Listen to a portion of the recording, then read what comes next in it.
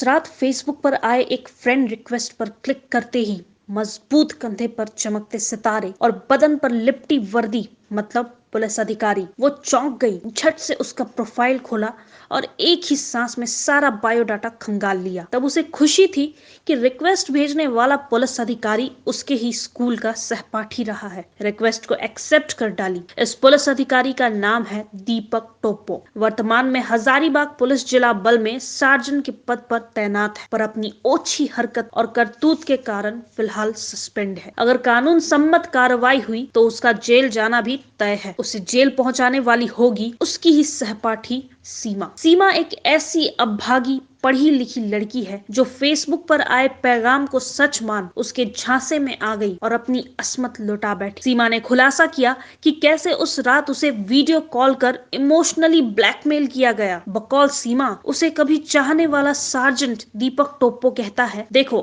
आज मेरा बर्थडे है पर तुझे याद नहीं, तुम नहीं आई तो अकेले मना रहा हूँ अपना बर्थडे। ओ माय गॉड, वाकई में आज तुम्हारा बर्थडे है? यकीन मानो मुझे नहीं पता था, वरना सेलिब्रेट करने जरूर आती, पर आऊंगी जरूर कल। ठीक ऐसा ही सीमा ने किया और अपने एक दोस्त से कहा, प्लीज मुझे हजारीबाग अपनी गाड़ी से पहुंचा दे, मैं अपने सबसे अजीज का बर्थडे मिस कर गई हूँ। दोस्त टाल न सका और सीमा को पहुंचा दिया सार्जेंट दीपक टोप्पो के सरकारी क्वार्टर तक। केक भी कटा, केन खुला, खाना पीना भी हुआ, पर नींद सी आ गई सीमा को। जब जागी तो पता चला कि उसकी असमत लुट चुकी है। खूब रोई। तब दीपक ने उससे बस इतना कहा, आई लाइक यू, तुम मुझे अच्छी लगती हो, तुम्हें अपने गले का हार बनाऊंगा, बहुत जल्द कोर्ट मैरिज कर लेंगे हम, पूरे समाज के सामने तुझे अपनाऊंगा। सीमा पहले से ही दीपक की हो चुकी थी। दिन था 5 सितंबर 2020। वो अगले दिन भी दीपक के साथ ही उसकी बाहों में गुजार दी। 7 सितंबर को दीपक खुद उसे छोड़ने रांची आया। सीमा को खोराटोली कोकर के पास अपनी स्विफ्ट कार से उतार दिया। 14 अक्टूबर के दिन सीमा बड़ी खुश होकर दीपक से बोली कि वो उसके बच्चे की मां बनने वाली है। जवाब सुन सीमा का माथा ठनक गया। दीपक ने शादी करने से इनकार कर दिया। उसने रूठे दीपक को मनाने की पूरी कोशिश की, बार बार एक ही बात बोलती, बोल दो ना तुम झूठ बोल रहे हो, मजाक कर रहे हो। उसे तब करारा झटका लगा जब दूसरे ही दिन दीपक का फोन किसी और लड़की ने उठाया। वो लड़की बोली, मैं दीपक की पत्नी बोल रही हूँ।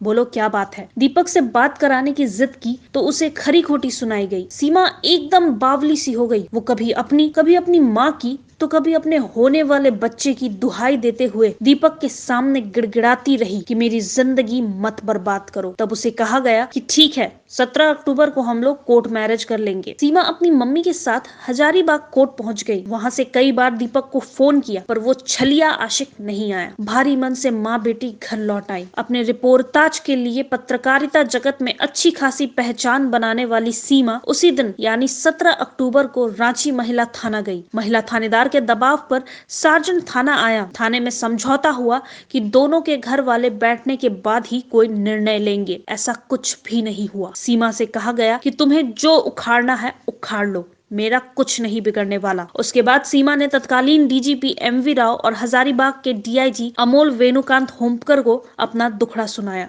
डीआईजी के निर्देश पर हजारीबाग सदर महिला की थानेदार सहित कई पुलिस रांची आई और सीमा का बयान लेकर उसे हजारीबाग बुलाया गया। 22 अक्टूबर 2020 को सार्जेंट दीपक टोप्पो के खिलाफ महिला सदर थाना हजारीबाग में प्राथमिकी दर्ज कर ली गई। हजारीबाग डीआईजी होमकर और एसपी एस कार्तिक ने इस मामले को काफी गंभीरता से लिया। बीते साल 1 दिसंबर को सार्जेंट दीपक टोप्पो ने हजारीबाग में सीमा के संग कोर्ट मैरिज किया। मौके पर दीपक की ओर से उसके पिता लुइया टोप्पो, अंकल मिथिलेश मुंडा और सीमा की ओर से उसकी मम्मी, अंकल और भाई का दोस्त गवाह बने। सीमा का आरोप है कि मैरिज सर्टिफिकेट हाथ लगते ही दीपक का तेवर फिर से बदल गया। दीपक ने उससे कहा कि उसे जो हासिल करना था वो सर्टिफिकेट उसने पा लिया है। कॉम्प्रोमाइज पिटीशन पर उसका सिग्नेचर भी ले लिया है। अब तुम चाह कर भी मेरा कुछ नहीं बिगाड़ सकती। इस तरह एक बार फिर से सीमा धोखा, दगा और फरेब की शिकार हो गई। इस बात की जानकारी सीमा ने फिर हजारीबाग एसपी, डीएसपी और महिला थानेदार को दी। पुलिस अधिकारियों की पहल पर सार्जेंट दीपक ने उन्हें कहा कि वो 4 जनवरी से सीमा को साथ में रखेगा। ठीक उसी दिन सीमा उसके सरकारी क्वार्टर पहुंच गई। वहां होमगार्ड का एक जवान मौजूद था। तब दीपक घर में नहीं था। उसे फोन किया गया। सीमा को पुलिस लाइन के पास झील किनारे बुलाया गया। सर्द रात में घंघोर अंधेरे में एक पेड़ के नीचे सीमा को देर रात तक बैठाए रखा गया। उसे खूब डर लगा और महसूस हुआ कि उसके साथ कुछ अनहोनी हो सकती है। तब उसने एक बार फिर एसपी एस कार्तिक को फोन कर सब कुछ बताया। एसपी ने तुरंत एक महिला डीएसपी को झील किनारे भेजा। डीएसपी सीमा को वहां से लेकर उपकार होटल आई और रूम नंबर 108 में ठहराया गया। सीमा की हिफाजत के लिए एक महिला पुलिस को वहां छोड़ रखा गया था। झील किनारे दीपक ने कैसे डराया और हड़काया था, उसे याद कर वो कांप उठती है, पर वो दीपक के वे शब्द आज भी नहीं भूल पाई जो एक कुटिल मुस्कान के साथ उसने कहा था, तेरा सिग्नेचर बेहद जरूरी था। तेरे एक सिग्नेचर से मेरी नौकरी बच गई और हम जेल जाने से भी बच गए। अब तुम्हें जो करना है कर लो। अब किसी भी हालत में तुझे नहीं अपनाऊंगा। मैं बंटी कच्छप को रखूंगा। सीमा ने कहा। उसने कई दफा बंटी को सार्जेंट दीपक के साथ देखा है। सीमा का आरोप है कि दीपक की गर्लफ्रेंड बंटी उसे बार बार फोन कर केस उठाने की धमकी दे रही है। उसे मोबाइल नंबर 8789741789 से फोन किया जाता है। अब तो पत्रकार सीमा सिर्फ इतना कहती है कि सर आपको क्या बताऊं, सार्जेंट दीपक टोप्पो इतना घटिया इंसान है कि आज तक मैंने अपने करियर में ऐसा इंसान नहीं देखा। क्या बोल गई सीमा, उसे सुने, देखे और समझे। मेरी और दीपक टोप्पो की फ्रेंडशिप फेसबुक के थ्रू हुई थी। फेसबुक में दीपक ने मेरे को फ्रेंड रिक्वेस्ट भेजा था। जब मैंने उसका प्रोफाइल देखा तो उसमें सेम स्कूल का था और थोड़ा सिमिलर फेस लगा था, इसलिए फिर मैंने एक्सेप्ट कर लिया और अच्छी दोस्ती हो गई हमारी। बातचीत अच्छे से होने लग गई थी उस दौरान। कुछ टाइम तक फेसबुक में ही बात होती रही हमारी, फिर हमारे नंबर एक्सचेंज हुए, हम व्हाट्सएप में फिर बात करने लग गए। उसको जब समय मिलता था वो मुझे फ़ोन करता था, मैसेज करता था। वो लगातार मुझसे मिलने के लिए हज़ारीबाग से रांची आते थे, मेरे घर पे आते थे। मुझे वहाँ घर से ही पिक करके बाहर घूमने फिरने के लिए लेकर के जाते थे। मतलब बहुत अच्छे हैप्पी मोमेंट्स भी एक दूसरे के साथ शेयर करते थे। सब कुछ बढ़िया चल रहा था और वो कभी फील ही नहीं होने देते थे कि उनके दिल दिमाग में कुछ मुझको लेकर के कुछ गलत चल रहा होगा। 24 अगस्त को करीब वो मुझे लेने के लिए मेरे घर तक आए थे। घर के पास से ही मुझे पिकअप किया था। पिकअप करने के बाद लेकर के गए। वहाँ पे हमने हज़ारीबाग पहुँचे, खाना पीना खाया और थोड़ी थकान हो गई थी मुझे और कुछ तबीयत ठीक सी नहीं लग रही थी, तो मैंने उनसे कहा कि मुझे ठीक नहीं लग रहा, मुझे नींद आ रही है, सो मुझे थोड़ा रेस्ट करना है। तो उन्होंने कहा अपने रूम में जाने के लिए कहा कि तुम वहाँ पे जा कर के रेस्ट कर लो। उसी रेस्ट करने के दौरान ही वो मेरे पास कई बार आए और उन्होंने उसी दौरान मेरे साथ संबंध बनाया।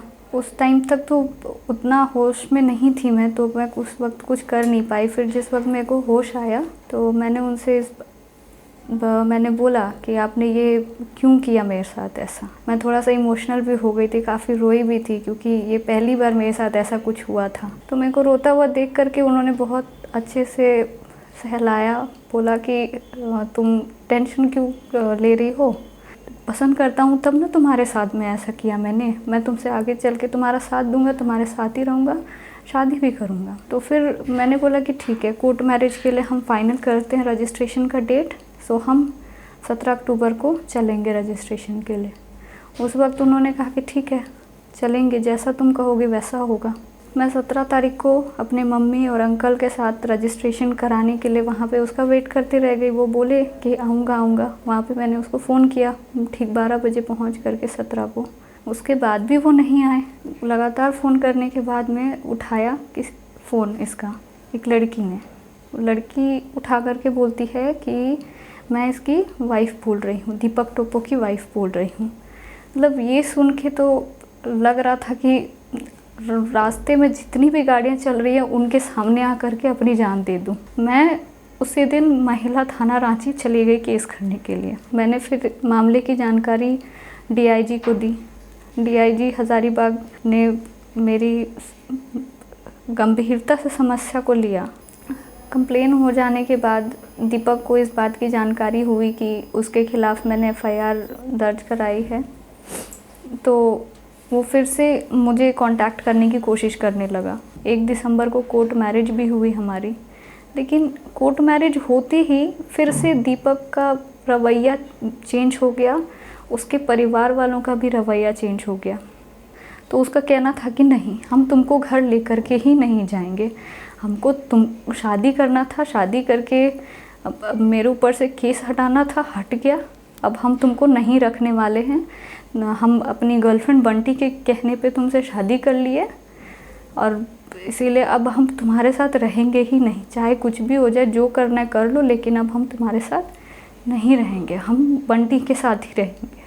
सुबह आया मेरे को लेने के लिए और लेकर के सीधे अपने सरकारी आवास में लेकर के चला गया।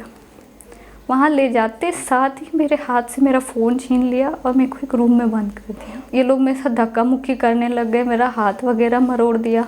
किसी तरह मेरे पास फिर फ़ोन मेरे हाथ पे आ गया था। मैंने जल्दी जल्दी मैसेज कर दिया महिला थाना प्रभारी को हज़ारीबाग की, मेरे मम्मी को और मेरे अंकल को कि मुझे ये लोग बंद करके रखे हुए हैं, मुझे हेल्प की ज़रूरत है और मुझे डर लग रहा है। नेक्स्ट डे मेरे को सुबह सुबह हेल्प मिली। मेरे मैसेज को गंभीरता से लिए वहाँ के थाना प्रभारी और अपनी टीम के साथ आए, मुझे रेस्क्यू करा, ताला खुलवाया ज़बरदस्ती। 2 महिला थाना प्रभारी थी और कुछ अधिकारी आए थे, उनके सामने ही मुझे निकाला गया। यहाँ मेरी जान पे बनी हुई है, मुझे जान का खतरा है, मेरे साथ मेरे परिवार वालों को भी उनकी जान को खतरा है।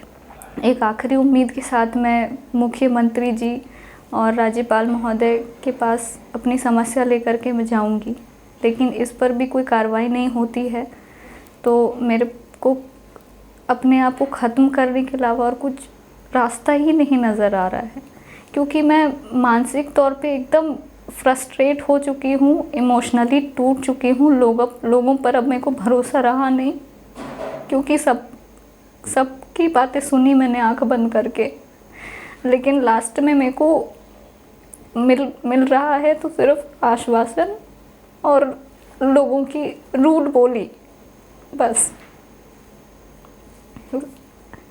वो धोखे से मुझसे कुछ भी पेपर में साइन करके अपने अधिकारियों को दिखा रहा है और अधिकारी उस चीज़ को सच मान रहे हैं। मुझसे कह रहे हैं कि मैं अपना स्टेटमेंट बदल रही हूँ, लेकिन किस सिचुएशन में आकर के मैं बदल रही हूँ, मेरे साथ क्या हो रहा है, किस तरह की माइंड गेम्स खेले जा रहे हैं, मुझे किस तरह से प्रेशराइज करके मेरा स्टेटमेंट चेंज कराया जा रहा है, उस चीज़ को कोई देखना ही नहीं चाह रहा है, मेरी बात ही नहीं सुन रहे कोई। इधर मामले में डीआईजी अमोल वेणुकांत होमकर ने कहा कि साजन दीपक टोप्पो को निलंबित कर दिया गया है, उसके खिलाफ महिला थाना में प्राथमिकी दर्ज है। शुरुआती दौर में जो बातें सामने आई थी उस पर फौरी कार्रवाई की गई, बाद में पीड़िता के ही कहने पर आरोपी को कुछ वक्त की मोहलत दी गई। दोनों का कोर्ट मैरिज भी हुआ। अचानक से नई बातें सामने आई है, उस पर तफ्तीश चल रही है। बहुत जल्द बेहतर परिणाम सामने आएंगे और कानून सम्मत कार्रवाई की जाएगी। इधर देर रात 1 बजे हजारीबाग की महिला थानेदार बीनू कुमारी अपनी पूरे लाव लश्कर के साथ रांची पहुंची। उन्होंने सदर पुलिस से संपर्क किया। देर रात तक आरोपी साजन दीपक टोप्पो के आवास के बारे में जानकारी जुटाई जा रही थी। कोहराम लाइव के लिए पवन ठाकुर की रिपोर्ट।